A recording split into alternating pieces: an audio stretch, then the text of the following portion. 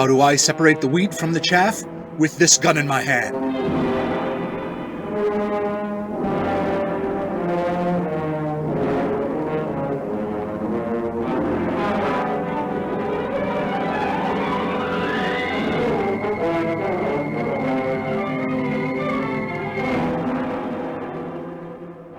Look, on the boulevard. It's a flightless waterfowl. It's a smartly dressed ventriloquist dummy. It's a diminutive gentleman with a white beard and tuxedo, beating time on the walls with drumsticks. It's the metronome. They're always after me sophisticated rhythms. It doesn't sound very sophisticated. Falk, Zildjian? But listen to it, Zildjian. A simple rhythm would emphasize the 1 and the 3. 1, 2, 3, 4. 1, 2, 3, 4. Whereas mine is on the 2 and the 4. The backbeat. A boom boom bap bibba dibba dabba dap. Boom skiddly yap baba chow chow map. I'll take your word for it. Are you here to repel the invasion of giant ants? We'll need all the help we can get. Oh, what is that? I can tell by the aroma which crime fighter has come to help. Yes, it is I, the pungent. There's no need to fear, Falk, and no need for you to get involved. The defenders of the Hearth have the situation well in hand. That's great. All of them? I don't see Slash Gorman or the Phantasm or Mandrake the Magician. I mean Mark Dane the Magician. What's the fourth guy's name? Luger? Luther? You're thinking of Lothario. No, the original 4 members of the Defenders of the Hearth are out of state at the moment, preventing the World Crime Syndicate from tampering with the New York Stock Exchange.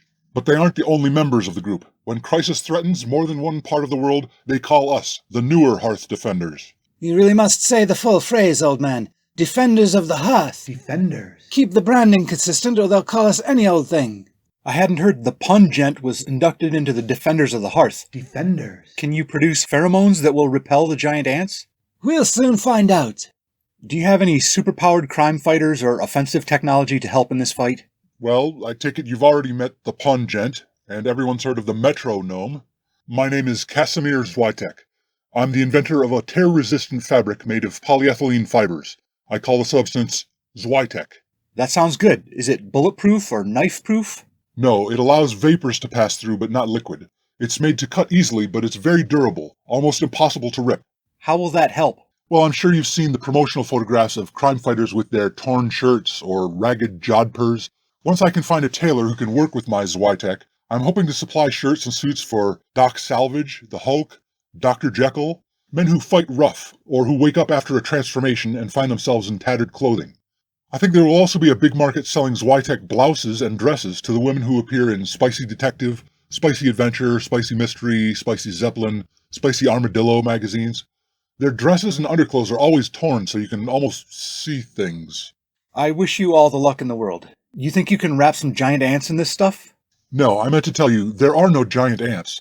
I'm afraid you have bad information about the threat we face. It's actually mole men. Cannibalistic humanoid underground fellers? Or whatever they're calling themselves these days? No, mole men. Wait, I remember encountering them before. They weren't invaders from underground. They were men lined up in front of a dermatologist's office. That's them. They're still not literally living below ground, but they were radicalized when you attacked them. They've recruited dozens of other innocent civilians who have been mistakenly attacked by crime fighters, or suffered property damage. Maybe we can talk them down. Also, they all have skin conditions, so the label mole men is still accurate. Who else is on your team of second-string Defenders of the Hearth? We used to have the massacre janitor. He was helpful in fights because he could describe murder scenes he's cleaned up and it would nauseate the enemies. Can you call him? He might help with this fight. He disappeared a few weeks ago. The rumor is he showed up to clean a massacre site too early. What, his boss fired him for being too early? No, he showed up while the massacre was still happening. He might have been massacred. Couldn't they tell from the remains if he had been killed? No, the janitor who replaced him for that job cleaned it up before the police had viewed the scene. He really was the last of his breed. Maybe. What else? We need some power players. Since there were 4 original members of the team, the next round of recruits numbered 4 also. Myself, Metronome, Pungent, and the Roboteer. Oh, good. Maybe the robots will help. Yes, the Roboteer is back at our headquarters coordinating their efforts. He sends his hand-sized robots to printing presses where they collect an image of a page and bring the information back to us. We know all about the recruiting flyers and posters distributed by the mole men. But the robots could attack the mole men directly. No, I don't think so. They just position their posteriors over an inked, I think it's called a platen. So the veteran members of the Defenders are busy ensuring the stock market remains stable for rich people, and the backup guys are fighting an actual attack. You're giving the original four too much credit. Slash Gorman was a football player who learned to pilot rockets. The Phantasm has a well-trained horse and dog, but he just uses pistols in a fight. Mark Dane is a stage magician, and his assistant Lothario is a former circus strongman. None of them has superpowers. That doesn't give me confidence that a drummer, a smelly punster, and the inventor of durable plastic shirts can fight a couple dozen angry men. Sorry, I forgot your fourth member. Thanks to the robots, we have flyers stolen from the enemy, so there's that. The fight will be over lickety-split. That's what I'm afraid of. The pun gent hasn't even kept up his usual string of bad jokes so far. See here, you underestimate my arsenal. I will fend off enemies with the spear of words I carry on horseback to maintain my average golf score. My parlance. Oh, and it gets worse when the smell hits you.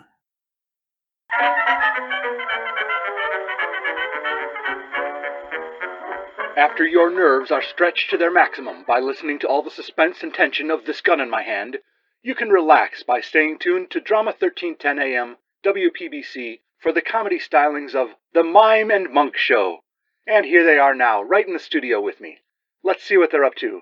Mime is looking disturbed, patting his hand on his stomach. He must be hungry. Monk is pulling one of those faces. Well, you know Monk. He's rubbing his fingers against his thumb and shrugging.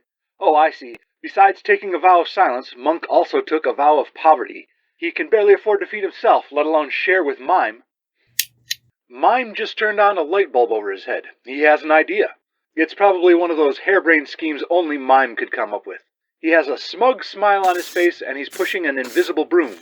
I guess he means they'll get jobs as janitors. Oh, but Monk doesn't seem to like that idea. Yes, it sounds like Monk has allergies. He'd never survive stirring up all that dust. And now he's suggesting a different job. Monk is putting up his hands with his palms outward. He's moving them up and down, but something is holding him back.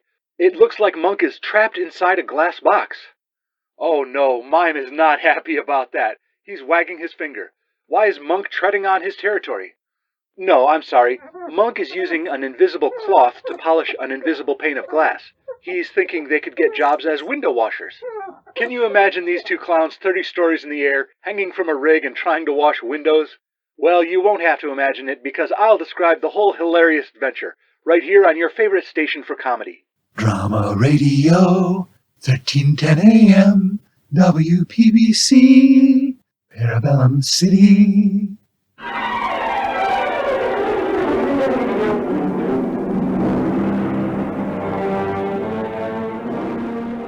I don't know how the five of us will overcome dozens of angry civilians.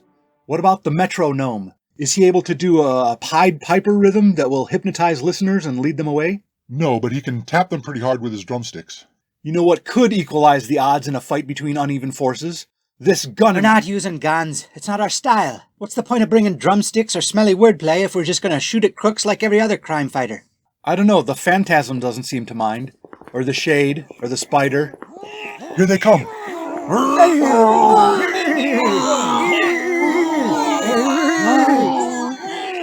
me at him. I'll murder him. I'll give him the old 1-2. Here's one for you, buddy. Pow, right in the kisser.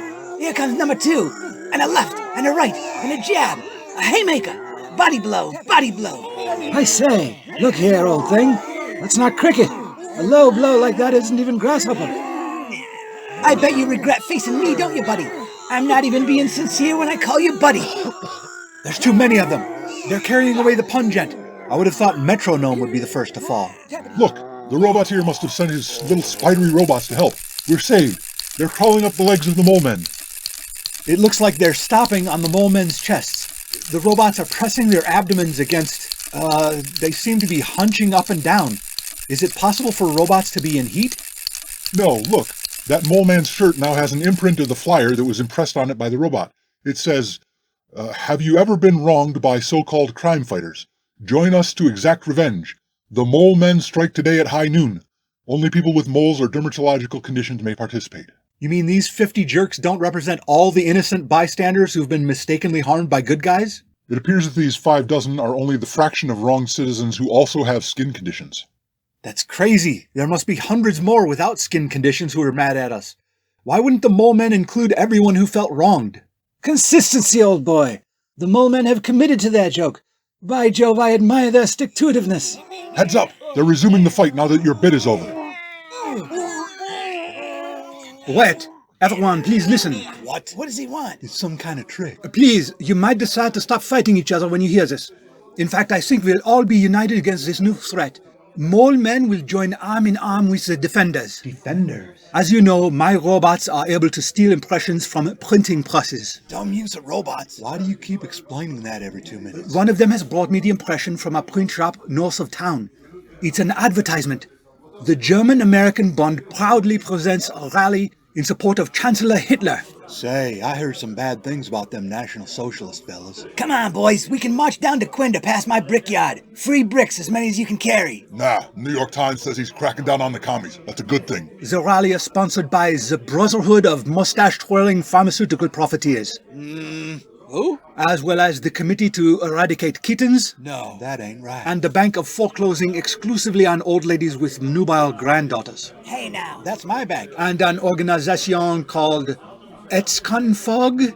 It says here they're eugenicists. Oh, good. That balances out all those bad things. Are you sure? I am sorry, that part of the ad was smudged. Etzkonfog stands for Eugenicists Targeting Skin Conditions First for Genocide. Nope. Let's go. Mole men, about face.